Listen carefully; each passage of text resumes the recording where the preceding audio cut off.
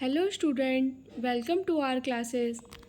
जैसा कि मैंने लास्ट लेक्चर में आप लोगों को सिंधु घाटी सभ्यता के नगर नियोजन के बारे में बताया था और मैंने कहा था कि मैं सिंधु घाटी सभ्यता के सारे क्वेश्चन को आप लोगों को प्रोवाइड करूँगी, सारे महत्वपूर्ण क्वेश्चन। और आज ये सिंधु घाटी सभ्यता का लास्ट लेक्चर है। उसके बाद हम लोग का सिंधु घाटी सभ्यता समाप्त हो जाएगा। सिंधु घाटी सभ्यता को ही हड़प्पा सभ्यता कहा जाता है, इसलिए आप लोग ये देख के कन्फ्यूज़ ना हो कि हड़प्पा सभ्यता लिखा हुआ है यहाँ पे। तो जैसा हड़प्पा सभ्यता के पतन के कारण का वर्णन करें, ये हड़प्पा सभ्यता यानी सिंधु घाटी सभ्यता का लास्ट क्वेश्चन है जिसमें इसके पतन के बारे में पूछा गया है। ठीक है, अगर आप लोग का एग्ज़ाम में क्वेश्चन में सिंधु घाटी सभ्यता भी दिया रहे तो आप लोग भी यही आंसर लिखेंगे। बस आप लोग जैसे यहाँ पे हड़प्पा सभ्यता लिखा हुआ है उसके जगह पे सिंधु घाटी सभ्यता लिख देंगे। ठीक है, देखिए ये क्वेश्चन भी बहुत इम्पॉर्टेंट क्वेश्चन है, इसलिए आप लोग इसको अच्छा से पढ़ लें। इसका PDF मैं आप लोगों को प्रोवाइड कर दूँगी। जैसा कि मैंने हर लेक्चर में बताया है कि PDF डिस्क्रिप्शन बॉक्स और कमेंट सेक्शन दोनों में अवेलेबल है, आप लोग कहीं से भी डाउनलोड कर सकते हैं। देखिए, हड़प्पा सभ्यता को मैंने एक्सप्लेन किया है, हड़प्पा सभ्यता के पतन को मैंने एक्सप्लेन किया है। उसके बाद मैंने हड़प्पा सभ्यता के पतन के कारण को बताया है।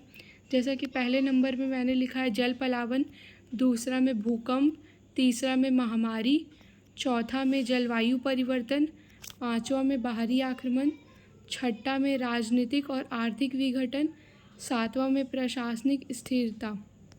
ये सातों कारण हड़प्पा सभ्यता के पतन के कारण है। ठीक है, तो जैसा कि मैंने यहाँ पे देख सकते हैं आप, छोटा सा अलग तरह का डायग्राम बनाने का कोशिश किया है। आप लोग भी इसी प्रकार अलग अलग तरह का डायग्राम बनाएं अलग अलग क्वेश्चन में।